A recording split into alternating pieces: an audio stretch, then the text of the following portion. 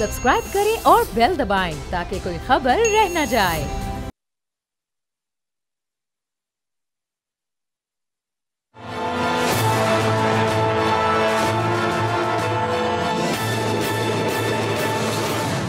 अस्सलाम वालेकुम, मैं हूं बाब जहांगीर। आप देख रहे हैं प्रोग्राम तज्जिया। नई हुकूमत आई है, नए चैलेंजेस हैं, पाकिस्तान की मईशत को बेहतर करना है और अगर उस मईशत को बेहतर करना है तो सबसे पहले जो पावर सेक्टर में, एनर्जी सेक्टर में जो लाइन लॉसेज हैं, जो बिजली की चोरी है, उनको दूर करना होगा और उस पर बेहतर तरीके से काम करना होगा। इस हुकूमत की इंटेंशन हमें नज़र आ रही है, विल नज़र आ रही है और वो कैसे नज़र आ रही है उसकी एक मिसाल ये है कि नए फाइनेंस मिनिस्टर मोहम्मद औरंगजेब साहब आए, बड़े एनर्जेटिक हैं, बड़े ज़बरदस्त बयानात उनकी जानिब से सामने आए। फिर जो तवानाई की मिनिस्ट्री है वो सरदार उवैस लगारी के हवाले की गई है और माजी में उनका एक बेहतरीन ट्रैक रिकॉर्ड है और किस तरह से मुख्तलिफ ओहदों और मुख्तलिफ वजारतों पर वो बड़ा बेहतरीन परफॉर्म करते रहे हैं। एक छोटी सी रिपोर्ट भी इस पर हम आपको दिखाएंगे और क्या कुछ वो करते रहे हैं और अब वो क्या बेहतर चेंजेस ला सकते हैं, किन इस्लाहात की इस वक्त ज़रूरत है, कैसे बिजली की चोरी को, लाइन लॉसेस को कम किया जा सकता है और सस्ती बिजली की पैदावार किस तरह से मुमकिन हो सकती है। इस पूरी सूरत हाल पर एक छोटी सी रिपोर्ट देखिए, फिर वापस आएंगे। तो अमार हबीब खान साहब माहिर माशियात हैं, हमारे साथ मौजूद हैं। फयाज चौधरी साहब डायरेक्टर हैं लम्स एनर्जी इंस्टीट्यूट के। दोनों मौजूद मेहमानों से गुफ्तगू शुरू करेंगे। पहले रिपोर्ट देखिए। तो सरदार उवैस लगारी इस वक्त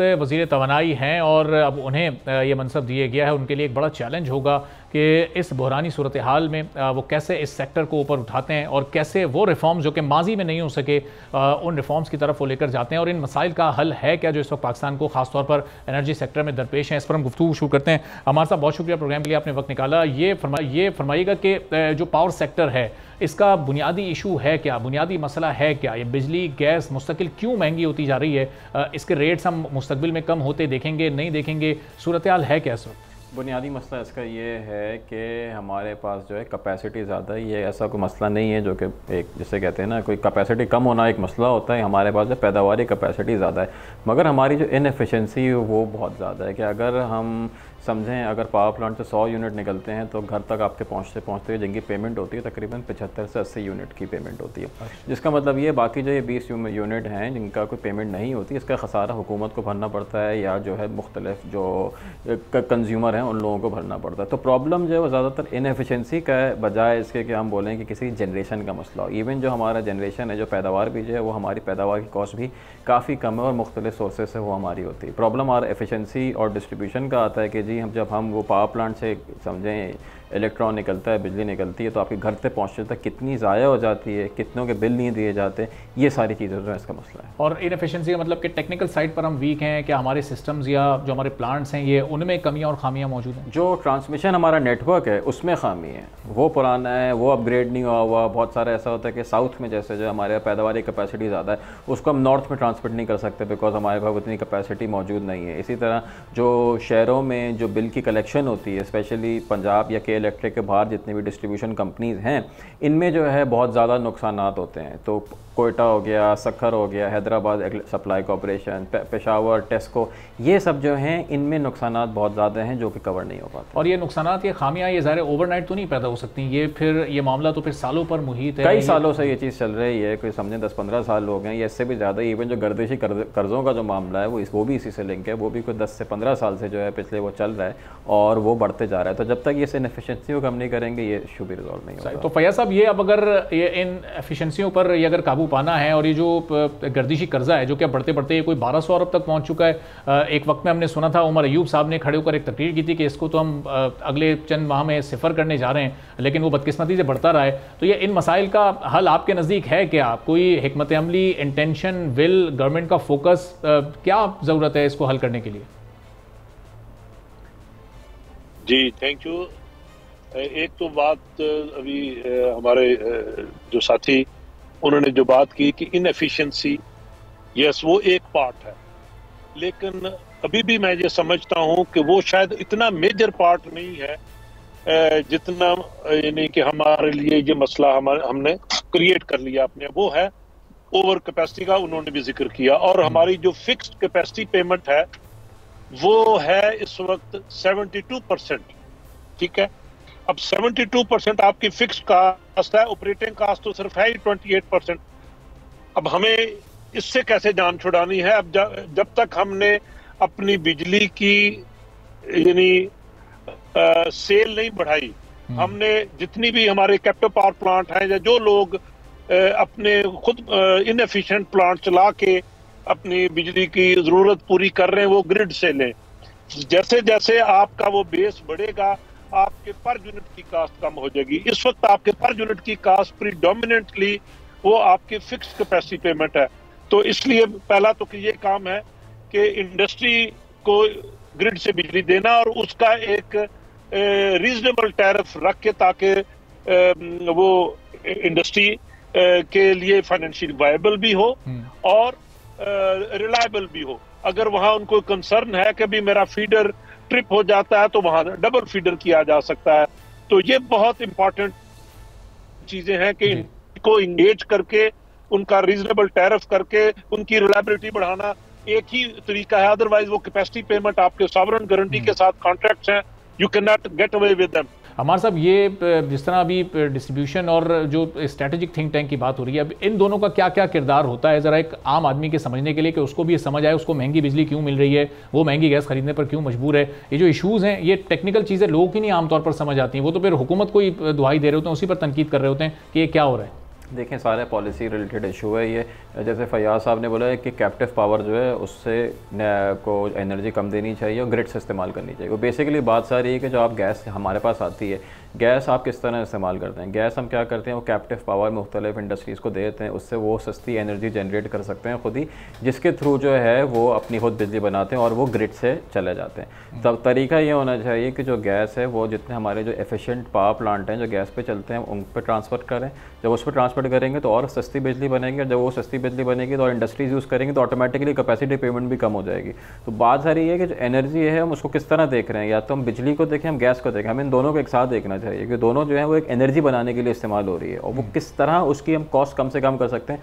उसका एक तरीका ये है, कैप्टिव पावर पे जो गैस जा रही है उसको वहाँ से मूव करके आप पावर प्लांट की तरफ लेके जाएँ, जो बड़े पावर प्लांट हैं सस्ती बिजली जनरेट करें, और जब वो बिजली दूसरे इस्तेमाल करेंगे, इंडस्ट्री इस्तेमाल करेंगे, तो ऑटोमेटिकली कैपेसिटी चार्जेस जो हैं वो कम हो जाएंगे क्योंकि उनकी यूटिलाइजेशन बढ़ जाएगी। और इसके लिए ज़ाहिर है कि एक अच्छी स्ट्रेटजी की, एक अच्छी लीडरशिप की ज़रूरत भी होगी। ज़ाहिर है कि एक ऐसा कुछ ऐसा शख्स होना चाहिए जो कि अहल हो, जो बासलाहियत हो, जो ये सब काम कर सकते हो। शख्स से ज़्यादा शख्सियात की ज़रूरत है, सबको एक डिसीजन लेने की ज़रूरत है। तो होल फेडरल कैबिनेट जो है उसको अग्री करने की ज़रूरत है कि जी ये होगा, ये डिसीजन होगा, ये आइसोलेशन में ये चीज़ें जो हैं डिसीजन नहीं ले सकते। अच्छा, तो फयाज साहब आपकी बात अधूरी रह गई थी, अपना पॉइंट भी मुकम्मल कर लीजिएगा। और फिर सरदार उवैस लगारी साहब को अब वज़ीर तवानाई लगाया गया है, उनका एक माजी में भी एक ट्रैक रिकॉर्ड है, बड़े ज़बरदस्त कारनामे उनके मौजूद हैं। तो उनके आने के बाद आप कोई पॉजिटिव चेंज इसमें देख रहे हैं? ये जो लाइन लॉसेज हैं इसमें कोई कमी आ सकती है? कौन कौन से ऐसे रिफॉर्म्स हैं जो उनके लिए इस वक्त लेने ज़रूरी हैं? जी, उसमें तो अभी हमारे साथी ने जैसे कहा वो बात उन्होंने मेरी मुकम्मल कर दी कि हमने अपनी सेल बढ़ानी है, उससे हमारा ओवरऑल बर्डन कम हो जाएगा, वो तो बात मुकम्मल हो गई। दूसरी, वो जो गवर्नेंस का इशू है, वो आपको पता है हमारा जो 97 से 98% रिकवरी हो जाती है, जो 67% ऑफ द डिमांड है, जो कि आपके पंजाब है या ISCO या हमारा इस्लामाबाद का एरिया है। हमें इशू आता है बाकी 3 प्रोविंसेस में, वहाँ लॉ एंड ऑर्डर की सिचुएशन या और जो भी वो हमारे कंसर्न्स हैं, उस वजह से हमारी रिकवरी वहाँ सेल भी कम है और रिकवरी भी कम है। उसको हम अब कितनी बेहतर जो हमारा जो प्रोविंशियल और दूसरा डिस्ट्रिक्ट जो हमारा एडमिनिस्ट्रेटिव सेटअप है उसको एंगेज करने की जरूरत है, ताकि वो इन डिस्ट्रीब्यूशन कंपनीज की हेल्प करें और उनकी यानी वो जो लाइन लॉसेज हैं वो कम से कम जो एडमिनिस्ट्रेटिव लॉसेज हैं उनकी कमी हो। As far as transmission is concern है। दूसरा जो असल में सबसे बड़ा इशू है कि हमने जो गलतियां पहले की वो आइंदा नहीं करनी है। अब हमारे पास जो सारी की सारी जो पीक डिमांड आती है वो हमारे गलत घर की वजह से है। हमारा जो घर है वो हमारी पीक डिमांड को तकरीबन 20,000 मेगावाट कंट्री का जो लगा है वो इस पीक डिमांड को सर्व करने के लिए, जिसमें असल मेरा अपना घर जो कि इनएफिशिएंट बिल्डिंग है उसने ये क्रिएट किया। जरा तो अमर साहब, ये इस वक्त जो पाकिस्तान की ओवरऑल डिमांड है इस वक्त बिजली की, वो कितनी है? हम इस वक्त कितने सरप्लस में हैं? सरप्लस बिजली बनाने के बावजूद भी हम महंगी बिजली इस वक्त लोगों को देने पर क्यों मजबूर हैं, ये वाले इशूज़ पर थोड़ी आप रोशनी डालिएगा। बिल्कुल ऐसा ही, जैसे फैयाज साहब कह रहे हैं कि जो हमारी जो कैपेसिटी बनाई गई है पीक डिमांड के लिए बनाई गई है, जो कि गर्मियों में होती है, तो उसकी वजह से हमारी कैपेसिटी बेताशा बढ़ गई है, मगर उसकी डिमांड इतनी नहीं बढ़ पाई है अभी जिसके हम मैनेज कर सकें।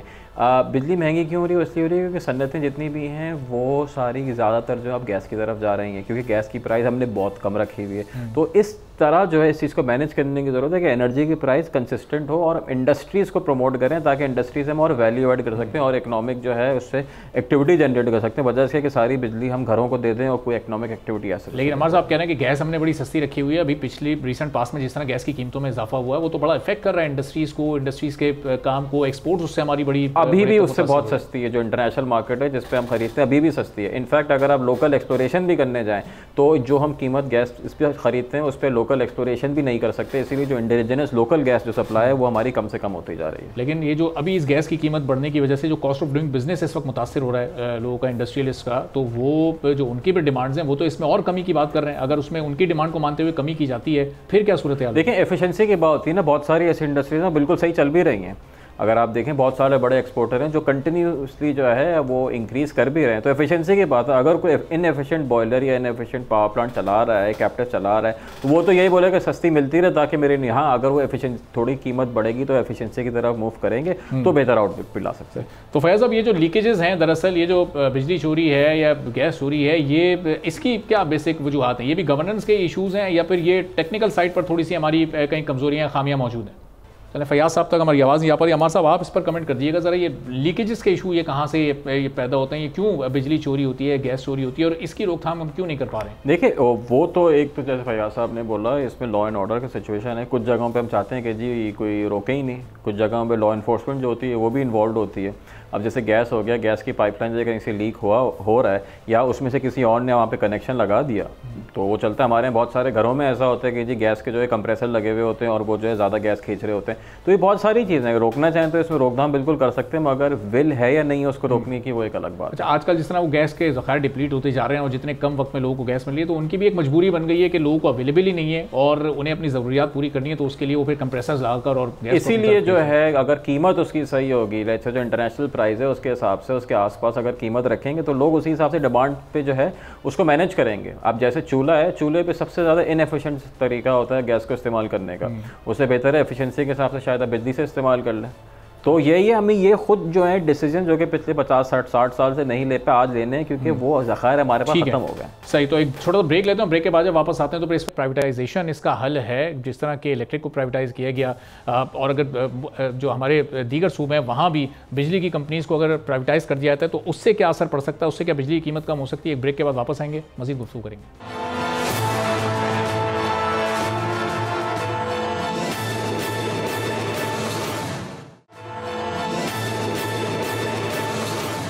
एक बार फिर आपको प्रोग्राम में खुशामदीद कहेंगे। अमार हबीब खान साहब, फैयाज सऊदी साहब हमारे साथ मौजूद हैं।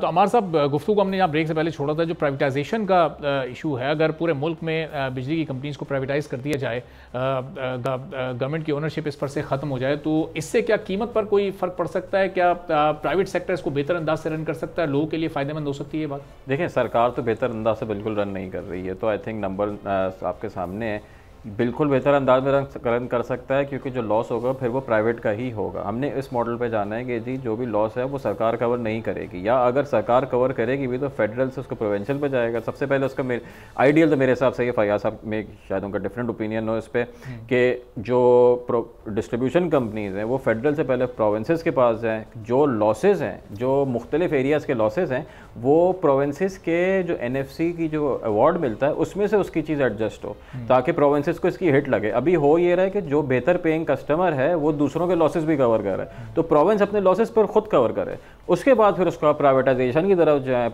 बेंचमार्क्स हो, क्राइटेरिया हो। के इलेक्ट्रिक एक सक्सेसफुल एग्जांपल है प्राइवेटाइजेशन की, जिस पे तहत काफ़ी लाइन लॉसेस कवर हुए हैं। अगर नहीं होते तो आज से 10 साल 15 साल पहले के लाइन लॉसेस देख लें हमारे कितने होते। तो प्राइवेटाइजेशन एक हल है, मगर एक तरीके से सलीके से, और मोर इम्पॉर्टेंटली कि जो एग्जिस्टिंग लॉस हो चुके हैं वो किस तरह कवर करने, इस पे जो है एक कंसेंसस जरूरी है। सही। तो फैयाज साहब, इस पर आपका पॉइंट ऑफ व्यू कि ये प्राइवेटाइजेशन की तरफ अगर जाते हैं, लाइन लॉसेज में कमी होती है, गर्दिशी कर्जे पर भी क्या इस तरीके से काबू पाया जा सकता है? सस्ती बिजली की पैदावार क्या इससे अमल में आ सकती है? ज़ाहिर है गवर्नमेंट की प्रायोरिटी तो ये होगी कि सस्ती बिजली पैदा की जाए, तो ये इस पर अमल दरामद किस तरह से मुमकिन होगा? जी, ये तो अभी हम डिस्ट्रीब्यूशन की बात हो रही है। पैदावारी सलाहियत जो हमारी या उसकी बिजली को कम होना, वो तो जैसे कहा भी हमने जो नए प्लांट लिए हैं या हमने कोई हाइड्रो इनटेक किया तो ओवरऑल हमारी ऑपरेटिंग कास्ट तो कम हुई है। अब असल मसला हमारा वो जो लीकेज है, जो तो थेफ्ट है, उसका कंट्रोल है। क्या वो प्राइवेटाइजेशन से हो जाएगा? जैसे मैंने कहा कि हमारे जहां लॉ एंड ऑर्डर की सिचुएशन है वो एक प्राइवेट कंपनी के लिए काफी मुश्किल हो जाएगा। पहले मैं इसको 2 स्टेप कहता हूं। इसका पहला स्टेप ये होगा मैनेजमेंट मॉडल। आप 20-25 बंदों की एक मैनेजमेंट कंपनी बनाए, उसको कंपनी की ओवरऑल गवर्नेंस मैनेजमेंट इंप्रूव करने के जो हमारे जो पुराने तरीके हैं, ईज ऑफ डूइंग बिजनेस नहीं है, जिस वजह से हमारी ग्रोथ नहीं हो रही, पहले तो हम ये काम करें कि उसका जो असल गवर्नेंस है पहले उसको इंप्रूव किया जाए। बाद में और ये मैनेजमेंट मॉडल के दुनिया में प्रूवन तरीके हैं मैनेजमेंट मॉडल के कि वो आप जैसे उन्होंने प्रोविंस का कहा, यस, कि आप और उनको पता चले कि हमें ये अगर हमने ये प्रोविंस से ये बिजली ओवरऑल एक जैसे बल्क मीटर होता है, अगर ये इतनी बिजली हमने ले ली है और वापस पे नहीं किया तो हमारे पैसे कट जाएंगे। लेकिन उससे पहले मैं समझता हूँ ये वो मैनेजमेंट मॉडल बना के थोड़ी गवर्नेंस इंप्रूव करके देन एट ए सेकंड स्टेप फिर ये प्राइवेटाइजेशन की तरफ जाया जाए। सही। और अमर साहब, ज़ाहिर है आप भी, फयाज साहब भी और दीगर जो एक्सपर्ट्स हैं वो भी अपने इन पॉइंट्स की निशानदेही तो काफ़ी अरसे से कर रहे हैं, लेकिन हम सिर्फ इस हुकूमत की बात करें, पिछली हुकूमत, उससे पिछली हुकूमत, क्या इंटेंशन नहीं है, विल नहीं है? कोशिश तो गवर्नमेंट्स कर रही हैं। इस बार भी नए फाइनेंस मिनिस्टर आए, नए एनर्जी मिनिस्टर आए, इनकी भी इंटेंशन होगी कि ये सारे काम बेहतर अंदाज से किए जा सकें। रुकावटें कहाँ आती हैं? ये एक मुश्किल चैलेंज, इसको अबूर क्यों नहीं कर पा रही है कोई भी गवर्नमेंट? देखिए, क्योंकि डिस्ट्रीब्यूशन कंपनीज में जो बहुत सारे एम्प्लॉयज़ होते हैं उन सबको भी आपने मैनेज करना होता है। बहुत सारे पॉलिटिकल अपॉइंटमेंट्स होती हैं, बहुत सारी ऐसे अपॉइंटमेंट्स होती हैं जो कि मेरिट पे नहीं होती। उसको किस तरह मैनेज करेंगे? तो eventually at the end of the day उस चीज़ पे आ जाता है कि जो लोग हैं जो डिस्ट्रीब्यूशन कंपनी चला रहे हैं, क्या वो विलिंग है या नहीं है। पॉलिटिकली वो चीज़ किस तरह लेके चलनी है, अलाइनमेंट किस तरह करनी है कि जी सरकार का इंटरेस्ट, डिस्ट्रीब्यूशन कंपनी का इंटरेस्ट और पब्लिक का इंटरेस्ट अलाइंड हो, दैट इज़ एसेंशियली उसकी विल जो है उसको एक राह पे लाने के लिए वो ज़रूरी है। यानी टेक्निकल एक्सपर्ट्स की ज़रूरत है, आप ही कह रहे हैं? टेक्निकल एक्सपर्ट्स तो है, टेक्निकल सोल्यूशन सबके मौजूद हैं। पहली मरतबा दुनिया में नहीं हो रहा है कि डिस्ट्रीब्यूशन कंपनी रहा, technical experts are already there, technical solutions are already there. बात सारी ये कि द विल तो let's say go to our distribution company. एक डिस्ट्रीब्यूशन कंपनी पे आप जाएं, वहाँ पे जो लोग हैं उनकी जो पेंशन्स हैं, उनकी जो तनख्वाहें हैं, उनकी जो नौकरी जाएंगी, इस पूरे प्रोसेस को किस तरह मैनेज करना है, असल चीज़ ये। और मोर इम्पॉर्टेंटली बहुत सारे लोग ऐसे हैं जो कि अभी जो है बिजली की चोरी कर रहे हैं, वो बहुत इन्फ्लुएंशियल भी हो सकते हैं। जैसे फयाज साहब ने बोला लॉ एंड ऑर्डर सिचुएशन होती है, उस चीज़ को किस तरह, उस फॉलो आउट को किस तरह मैनेज करना है, असल चीज़ ये है। टेक्निकल सोल्यूशन तो इसका जो है सबसे आसान चीज़ है। ठीक है। तो फयाज साहब, ये कोई चेंज होता आप इस गवर्नमेंट में अभी देख रहे हैं? अभी इसके अर्ली डेज हैं, लेकिन एक इंटेंशन नज़र आ रही है। जिस तरह औरंगजेब साहब आए हैं, उन्होंने फाइनेंस मिनिस्ट्री संभाली, सरदार उवैस लगारी साहब को लाया गया है तवानाई के मसले हल करने के लिए। तो ये इन मसलों का हल आपकी नज़र में क्या है? अब फौरी तौर पर आते ही सरदार उवैस लगारी साहब को कौन कौन से इक़दाम उठाने चाहिए? जी, अपने अदारों के जो प्रोसेसेस बने हुए हैं, जैसे हमने कहा एक इलेक्ट्रिसिटी हमारी पॉलिसी है, इलेक्ट्रिसिटी प्लान है, और फिर उसके बाद हमारा ग्रिड कोड है कि हमने कैसे सिस्टम को ऑपरेट करना है, कैसे प्लान करना है। ये जो हम हमारी जो डॉक्यूमेंटेशन हुई है, इसकी सही इम्प्लीमेंटेशन, अदारा को एम्पावर करना, और ये जो हमारे जो बंदर बांट हो जाती है या हमारे जो खासकर जो पॉलिटिकल इंटरवेंशन हो जाती है बोर्ड्स में, इसको रोकना होगा। तो जैसे अभी हमारे साथी ने कहा कि प्रॉब्लम कहीं और है, टेक्निकल प्रॉब्लम इतने नहीं है जितने हमारे गवर्नेंस रिलेटेड इश्यूज हैं। तो हमें विल के साथ, वो किसी को सही लगे बुरा लगे, वो इम्प्लीमेंट करना बहुत जरूरी है। अब मैं एक ही बात करता हूँ, we have no other option. अब हमारे पास ऑप्शन नहीं है और नीचे जाने की, ठीक है। So we have already gone to the पता नहीं ग्राउंड के किस लेवल पे पहुंच गए हैं, अब ऑप्शन नहीं है, तो सीधी तरफ चलना ही पड़ेगा। ठीक है, तो हमारे साथ बस आखिर में बताइएगा कि मुमकिन है पाकिस्तान में कि ये जो फ़ी यूनिट रेट है पाकिस्तान में, जो कीमत है, उसमें कोई 15-20 रुपए की कमी हो सके? बिल्कुल कमी हो सकती है, तरीके भी हैं उसको कम करने के, मगर बात सारी ये है कि विल है या नहीं है वो करने की, क्योंकि अगर वो कम होंगे तो कहीं और से वो चीज़ बढ़ानी पड़ेगी। जैसे बेतहाशा टैक्सेस होते हैं जो क्या है आपके घर के बिल पे लग कर आते हैं, वो टैक्सेस जो है हुकूमत की जो है वो किट्टी को फंड कर रहे हैं। अगर वो टैक्स नेट ही हुकूमत जब नहीं बढ़ा पा रही तो वो इस तरह से जो है वो रिकवरियाँ अपनी करते हैं।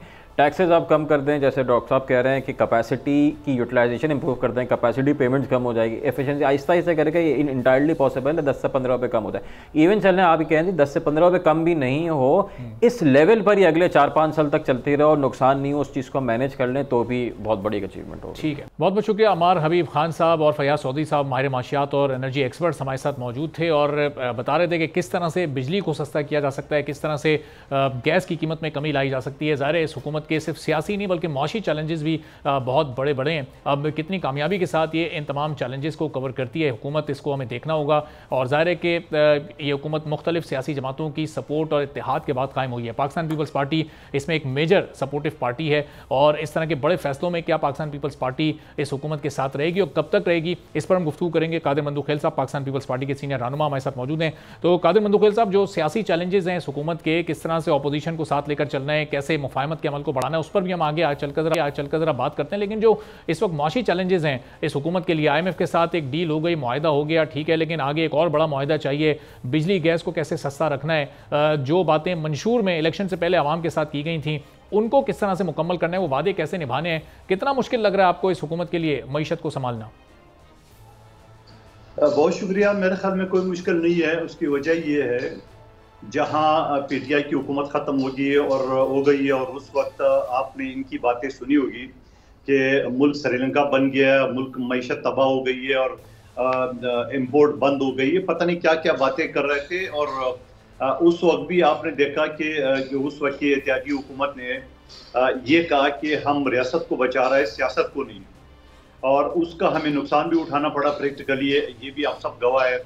लेकिन उसके बाद उसी दिनों में जब IMF का किस्त था तो वो बड़ी मुश्किल से मिला था और फिर FATF से पाकिस्तान का नाम निकल गया, फिर GSP+ के लिए रामवार हो गई है बिलावल भुट्टो साहब एज वज़ीर ख़ारजा।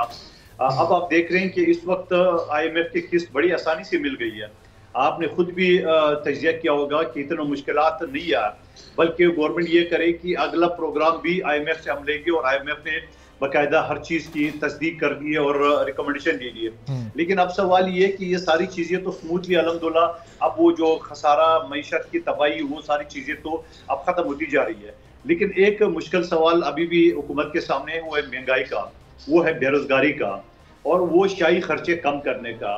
तो जब तक शाही खर्चे कम नहीं करेंगे, हमारी ब्यूरोक्रेसी का, इस वक्त एक आदाद शुमार के मुताबिक 40,000 यूनिट बिजली के फ्री सरकारी अफसरान को दी जा रही है।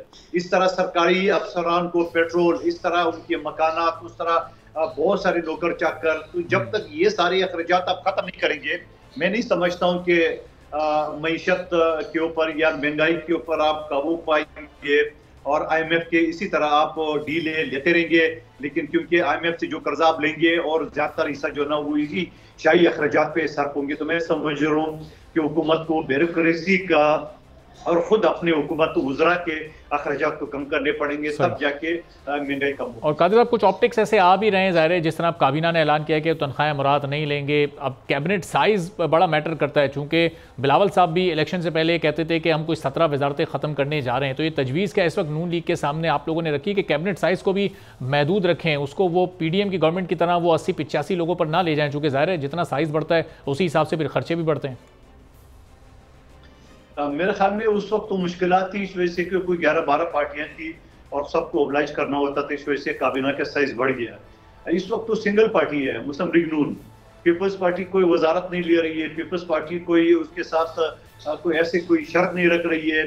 तो मैं ये समझ रहा हूँ कि इस वक्त तो गवर्नमेंट के पास जो इस वक्त वजीर है, गलबन 19 वजीर है, तो शायद 19 की भी जरूरत ना पड़ जाए, इससे भी कम हो जाए तो ज्यादा बेहतर है। इस वजह से इससे पहले भी बिलावल साहब ये मुतालबा करते आ रहे थे कि 18वीं तरमीम के जरिए जो ना बहुत सारी वजारतों की जरूरत नहीं है, मिसाल के तौर पे हेल्थ की और एजुकेशन की इस तरह वजारतों की वफाक की सतह पर जरूरत नहीं है। तो इससे अखराजात भी बढ़ेंगे और मईशत पे बोझ भी बढ़ेगा। तो मैं ये समझ रहा हूँ कि काबीना कम से कम होना चाहिए। और एक और सिलसिला भी मैं समझ रहा हूँ कि मुस्लिम लीग नून को नहीं करना चाहिए, क्योंकि PDM की हुकूमत में मुस्लिम लीग नून ने ये जरूर किया था कि उन्होंने एक तरफ तो वजारतें दी है, दूसरी तरफ special assistant to prime minister बड़ी तादाद में दर्जनों के हिसाब से लगाए, और फिर बाकी जो महकमे हैं उनकी सरबराह भी सियासी तौर पे लगाए, जैसे पावर डिवीजन के। तो मैं ये समझ रहा हूँ कि ये सारी चीज़ें अगर ख़त्म कर ले तो ज़्यादा बेहतर होगा, और उससे जो है ना वो मईशत पे बोझ कम होगा। मईशत पे बोझ कम होगा तो यकीनन महंगाई भी कम आएगी, कम होगी। और फिर उसके साथ साथ जो नौजवानों के रोजगार के हवाले से पंजाब गवर्नमेंट ने जिस तरह उन्होंने एक इक़दामात उठाई है इसके रोजगार के लिए, या सिंध हुकूमत ने उठाई है, बलूचिस्तान हुकूमत भी उसके लिए इक़दाम उठा रही। तो मैं समझ रहा हूँ कि पुख्तनख्वा हुकूमत को भी नौजवानों के लिए, उनके रोजगार के लिए सस्ते कर्जे और उनको सहूलियत देनी चाहिए, जो कि जरूरी है। सही। और काजी साहब, जाहिर है पाकिस्तानी मईशत के लिए इस वक्त IMF का दूसरा प्रोग्राम जो कि 6-7 अरब डॉलर का होगा वो बड़ा ज़रूरी है, और उसके लिए हुकूमत को प्राइवेटाइजेशन करनी पड़ेगी कुछ इदारों की। और प्राइवेटाइजेशन पे पाकिस्तान पीपल्स पार्टी का एक बड़ा वाज़ेह मौक़िफ़ है, चाहे वो PIA हो, चाहे वो स्टील मिल हो, चाहे वो दूसरे इदारे हों। तो यहाँ से तो कोई इख्तलाफ पैदा होने नहीं जा रहा पाकिस्तान पीपल्स पार्टी और नून लीग के दरमियान। देखिए, आप इख्तलाफ की बात क्यों कर रहे हो, या हुकूमत क्यों करे कि भाई हमने इस अदारे को बेचना है। मैं जिस कमेटी का चेयरमैन था मुलाजमीन का, यकीनन सारे अदारे, लगभग 250 अदारे, वफाकी अदारे, वो सारे के सारे तबाल है। अब उस तबाल का मतलब ये तो नहीं है कि कोई बंदा मरीज हो जाए और तो आप अस्पताल में इलाज कराने की बजाय कब्रिस्तान भेज दे। तो उसका हल है। इससे पहले भी स्टील मिल जो कोडियम के दाम में बेचा गया, और फिर उस वक्त की चीफ जस्टिस ने 100 मोटर लिया है, और फिर उसमें आप ये समझ रहे कि 100 मोटर के साथ साथ ये भी तय हुआ कि इसको जो ना हम मेरिट पे देंगे। फिर उसके बाद चाइना की कंपनी आ गए, वो भी भाग गए। तो मैं ये समझ रहा हूँ कि आप अदारों को निजकारी की तरफ प्राइवेटाइज करने की या कोडियों के दाम बेचने के बजाय आप उसको अपने पांव पे खड़े कर दे। आज से 45 साल पहले शहीद जुल्फकार अली भुट्टो साहब ने जो स्टील मिल की बुनियाद रखी, उसको बजाय तबाह होने की उसको उस जैसे स्टील में जैसे 100 यूनिट तो पाकिस्तान में मजीद खोलने चाहिए। आखिर वो तबाह क्यों हुआ, इसकी क्या वजूहत है, उसकी निशानदेही करनी चाहिए, उसकी हल की तरफ जाना चाहिए, न कि रमजान के महीने में और इस महंगाई के दौर में आप मुलाजमीन को निकाल के, जारी बात है आप प्राइवेटाइज करेंगे, वो मुलाजमीन को निकालेंगे तो लाखों के तादाद में जो लोगों को रोजगार मिला है उनकी चूल्हे बुझ जाए। तो ये कोई जमहूरी हुकूमत और नेक शगुन तो नहीं है। यकीनन पीपल्स पार्टी अपनी खदशात सामने रखेंगे जो चंद मैंने आपसे सामने रखा। सही। और काजी साहब, अगर ज़ाहिर है हुकूमत उसूली फैसला कर लेती है कि भाई IMF के साथ डील करनी है, उन्हें दिखाने अपने खर्चे कम होते हुए ऐसे इदारे जो कि हुकूमत पर बोझ नहीं है, और इस वजह से हम ये प्राइवेटाइजेशन करने जा रहे हैं, अगर हुकूमत ये फैसला कर लेती है तो फिर पाकिस्तान पीपल्स पार्टी के पास क्या ऑप्शन होगा? फिर कन्विंस करने की हुकूमत को कोशिश करेंगे या फिर कुछ और सोचा जाएगा सियासी तौर पर?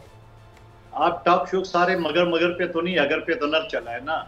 अगर ये करेंगे तो हम उसको मुतमईन करेंगे। पीपल्स पार्टी उनको तजावीज़ देगी, पीपल्स पार्टी बैठेगी उनके साथ, और जो कुछ हमने सीखा है पिछले असम्बली से या पिछले अदवार से, हम उनके साथ बैठेंगे और उन तजावीज़ देंगे कि इन अदारों को बजाय कोडियों के दाम बेचने का आप उनको अपने पाँव पे खड़ा कर दे, तो हम बेचने की बजाय उनको कन्विंस करेंगे। इस वजह से अगर मगर का सवाल नहीं आएगा इंशाल्लाह। अच्छा, चलें, अब हुकूमत कन्विंस होगी या नहीं होगी। इकबाल ज़फ़र झगड़ा साहब मुस्लिम रहनुमा भी मैं ज्वाइन कर चुके हैं। तो झगड़ा साहब, ये जो प्राइवेटाइजेशन की बात हो रही है, इदारों की निजकारी, आप उस तरफ जा रहे हैं और एक इंटेंशन नज़र आ रही है हुकूमत की हमें, तो क्या सिलसिला होगा? आप जो फाइनेंस मिनिस्टर हैं हमारे नए, वो भी इस प्राइवेटाइजेशन की बात कर चुके हैं, लेकिन आपकी जो बड़ी सपोर्टिव जमात है जिसकी वजह से ये हुकूमत आपकी बनी है, पाकिस्तान पीपल्स पार्टी, वो इदारों की निजकारी के खिलाफ है। कोई इसका हल निकलता आपको नज़र आ रहा है? कोई वे आउट है? देखिए जी, बात यह है कि पीपल्स पार्टी का अपना मौक़िफ़ हो सकता है, मैं उस पर कभी भी उनको क्रिटिसाइज नहीं करूँगा, लेकिन जो इस वक्त सूरत हाल बन गई है, मुल्क की जो हालत है, जिस मुसीबत से हम गुजर रहे हैं, और जो हमारे इस वक्त हमारी इकानमी की हालत है, सबसे देखिए, हमेशा मैंने कहा है कि हमारी सबसे इस वक्त जो बड़ा मसला है वो है हमारी मईशत। मईशत ठीक होगी तो आपका देखेंगे कि इंशाल्लाह तमाम मसले जो हैं वो हल होने शुरू हो जाएंगे। लेकिन बदकिस्मती से in spite of the fact के हमारे वजीर आजम साहब हैं, शहबाज साहब, कई दफ़ा कह चुके हैं, पहली दफ़ा जब वजीर आजम थे तब भी ऑफर किया था कि तमाम जमातें बैठकर मईशत को जो है इस पे हम एक जॉइंट वो बना लें, फार्मूला बना लें और एक लेवल प्लेइंग फील्ड प्रोवाइड कर लें, तो हमारे मसले जो है इंशाल्लाह फिर खुद ब खुद हल होना शुरू हो जाएंगे। लेकिन हमारे हम मसला ये है कि हम अपना सेल्फ इंटरेस्ट देखते हैं और नेशनल इंटरेस्ट को तो पीछे डाल देते हैं। झगड़ा सब चलें, तमाम सियासी जमातें नहीं, लेकिन जो हुकूमत में शामिल जमातें हैं वो कम से कम बैठकर वो तो एक पॉलिसी पर मुत्तफिक हो जाए ना। अब ये प्राइवेटाइजेशन वाला जो इशू है, इसमें दो बड़ी जमातों में ही जब अलग अलग राय पाई जाती है तो वो अपोजिशन को ऑन बोर्ड लेने की बात तो बात की है, पहले तमाम हुकूमती जमातों को तो आप ऑन बोर्ड ले लें। देखिए जी, मैं 100% श्योरिटी तो नहीं कह सकता, लेकिन मुझे बड़ी उम्मीद है कि ये मसला हल हो जाएगा। ये पीपल्स पार्टी के साथ पहली दफा हम नहीं जा रहे हैं। हमने देखें चार्टर ऑफ डेमोक्रेसी जॉइंटली बनाया है, when I was the secretary general, उस वक्त भी बनी हुई है ये, और उस वक्त भी कुछ मसले ऐसे आए थे, मैं लंदन में मोहतरमा जिंदा थी, मसले आए थे लेकिन मसले हल हो गए। इसी तरह मुझे इसमें भी कोई शक नजर नहीं आ रहा कि इनिशियली जो बात होती है पॉलिटिकल पार्टीज अपनी अपना वो मौक़िफ़ जो है उसको दोहराते हैं। एक बात बड़ी दिलचस्प सूरत हाल है कि नून लीग ये समझ रही है और उन्हें ये उम्मीद है कि पीपल्स पार्टी मान जाएगी, पीपल्स पार्टी को ये उम्मीद है कि नून लीग को कन्विंस करने में कामयाब हो जाएंगे। अब ये दरअसल होगा क्या, और फिर जो अपोजिशन है वो भी बड़ी तगड़ी है इस वक्त और बड़े नंबर्स हैं उनके पास भी और उनके भी अपने क्लेम्स हैं। अब उनको मुफाहमत की तरफ कैसे लाएंगे? एक ब्रेक के बाद कादिर मंदूखेल साहब से और इकबाल जफर झगड़ा साहब से इस पर गुफ्तगू करेंगे।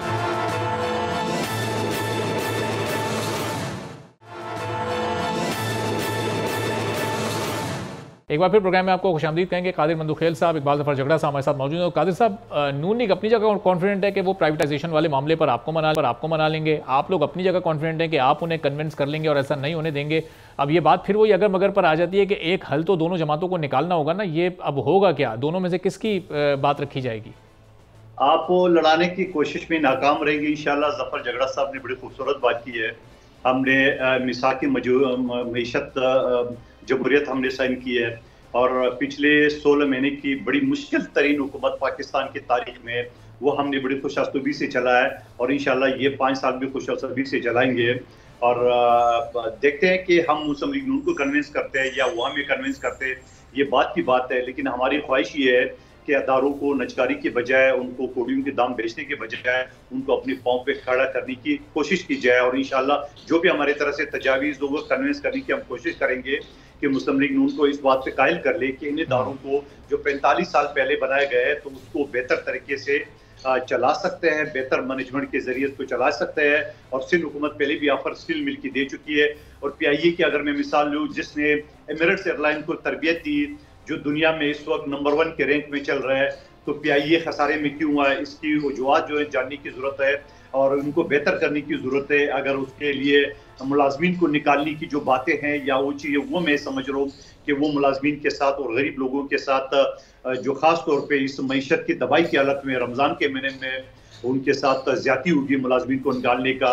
और ये मैं नहीं कहूँगा कि नए जो प्राइवेटाइज होंगे, बहुत सारे अदारे ये कहते हैं कि हम मुलाजमीन को नहीं निकालेंगे, मगर वो झूठ बोलते हैं। जब प्राइवेटाइज हो जाते हैं तो प्राइवेटाइज के बाद वो मुलाजमीन को निकालते हैं और नए अपने मनपसंद मुलाजमीन लगाते हैं। तो मैं ये समझ रहा हूँ कि इंशाल्लाह हम कामयाब हो जाएंगे मुस्लिम लीग नून को कन्विंस करने में कि ये जो तबाहशुदा अदारे हैं, मैं इस बात पे कन्विंस हूँ कि तबाहशुदा है, मगर उसको पाँव पे खड़ा करने की ज़रूरत है, जो कि हम इंशाल्लाह करेंगे। और काजी साहब, ज़ाहिर है हमारी ये कोशिश नहीं है कि कोई सियासी जमातों के दरमियान लड़ाई हो, बल्कि हमारी उम्मीद और दुआ तो ये है कि मामला खुश असलूबी से इसी तरह चलते रहें। सिर्फ सियासी जमातों के दरमियान ही नहीं, बल्कि मईशत के मामले पर अपोजिशन जमातों को भी एतमाद में लिया जाए, उनके साथ भी एक मुफाहमाना तर्ज सियासत रखा जाए। तो अब ये अपोजिशन को किस तरह से अब साथ लेकर चला जाएगा, चूँकि अभी तक वो इलेक्शन के नताइज को नहीं तस्लीम कर रहे, फिर वो उन फैसलों को नहीं मान रहे जो कि मखसूस नशस्तों से मुताल्लिक आ चुके हैं, तो उनको भी तो साथ लेकर चलना है। अब ये कैसे सिलसिला आगे बढ़ेगा? एक तरफ इतनी स्ट्रॉन्ग अपोजिशन, हर वक्त एहतजाज होगा असेंबली के अंदर भी बाहर भी, और फिर ये मुश्किल फैसले भी हुकूमत को करने साथ साथ। देखिए, पाकिस्तान की तारीख में हर दौर में मुश्किल से मुश्किल तरीन अपोजिशन रही है, मगर इससे कुछ नहीं होता है। वो अपोजिशन का ये काम है, आप देखें कि वो घर से ना करके आता है। फलस्तीन गजा के ऊपर जो करारदाद पेश हुई वहां भी ना करे थे। स्पीकर साहब ने 3 मरतबा रिपीट किया है। तो जो लोग ना सोच के आते हैं तो उसे ना ही करना है। आप एक काम करें, मैं आपको इख्तियार में और झगड़ा सा हम आपको इख्तियार दे दें, आप सारे के सारे मराद दे दे सुन्नी तहरीक को या जो भी नाम है इसका पीटीआई का, वो आप उनको दे दी, ये फिर भी ना करते रहेंगे। तो ये ना करते रहेंगे, हम इंशाल्लाह पाकिस्तान को और मैशत को संभालेंगे इंशाल्लाह। जी, तो झगड़ा साहब, ये मुफाहमत का कोई पैगाम दिया जाएगा? ये बयानात के हद तक मामला महदूद है? अंदरूने खाना अपोजिशन के लोगों से आप लोग राब्ते में भी हैं, उन्हें मईशत पर साथ बैठने का कह रहे हैं, उन्हें सियासी मामलात पर साथ चलने की बात की जा रही है?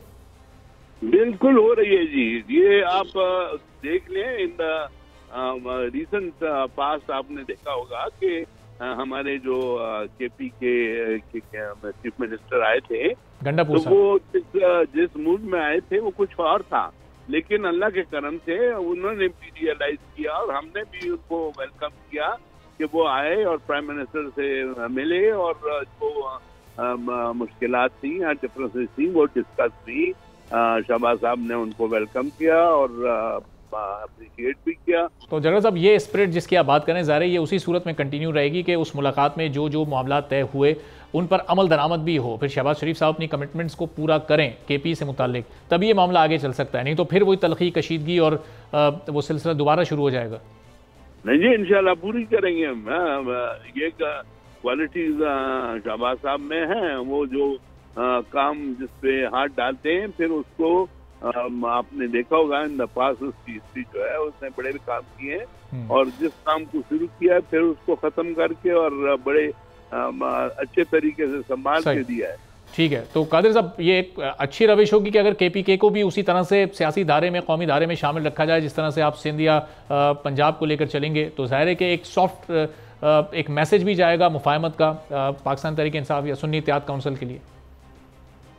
देखिए, मुफाहमत का तो यकीनन आसिफ अली जरदारी साहब के बारे में तो बड़ा मशहूर है कि वो मुफाहमत का बादशाह है, और जब कारकुन नारे लगाते थे कि एक जरदारी सब पर बारी, तो वो मना करते थे, बोलो नहीं, एक जरदारी सबसे यारी। तो मैं नहीं समझता हूँ कि माजी करीब में इंशाल्लाह पीटीआई को भी ऑन बोर्ड लेंगे, लेकिन थोड़ा सा ये पहाड़ की चोटी से तो उतर आ जाए, वहां से पेट्रोल बम गोला बारूद फेंकना तो छोड़ दे, तो यकीनन उनको साथ लिया जाएगा। भी एक पाकिस्तानी है, मुहिब वतन है, हम किसी को गद्दार नहीं कहेंगे, लेकिन सवाल ये कि इससे पहले भी 2018 में इलेक्शन में हम न चाहते हुए भी इलेक्शन का रिजल्ट न कबूल करते हुए भी बिलावल भुट्टो साहब ने असम्बली के फ्लोर में कहा कि इमरान खान का दम बड़म तुम्हारे साथ है। शहबाज शरीफ साहब ने कहा आइए मैसाक की मईशत पे बात करें, तो जवाब में क्या गाली गलोच मिले वो आप सब ने सुन लिया है। तो अभी भी हम उम्मीद करते हैं कि वो पहाड़ की चोटी से उतर के और सियासी पॉलिटिकल डायलॉग की तरफ आ जाए, तो इंशाल्लाह उनके साथ बैठेंगे भी और जो मसले मसाइल है उसको हल करने की भी कोशिश करेंगे। और सबसे बढ़कर जो मुझे और झगड़ा साहब की पार्टी को या पीटीआई के लोगों ने जिनको वोट दिया है, तो वो आवाम किस तरफ देखेंगे? आवाम झगड़े की तरफ नहीं देखेंगे, आवाम अपनी मैशत को बेहतर करने के लिए, रोजगार के लिए, महंगाई पे काबू पाने के लिए, बिजली गैस की लोड शेडिंग खत्म करने पे इनके लिए वोट दिए है। और मुझे उम्मीद है कि जैसा बिल्कुल सही, ये सियासी मफादात का भला ताक रखकर अवामी मसाइल के हल के लिए बात होनी चाहिए। बहुत बहुत शुक्रिया कादिर मंदुखेल साहब, इकबाल जफर झगड़ा साहब, दोनों गुफ्तगू आपने सुनी। आज के प्रोग्राम से इजाज़त दीजिए, अल्लाह। सब्सक्राइब करें और बेल दबाएं ताकि कोई खबर रह न जाए।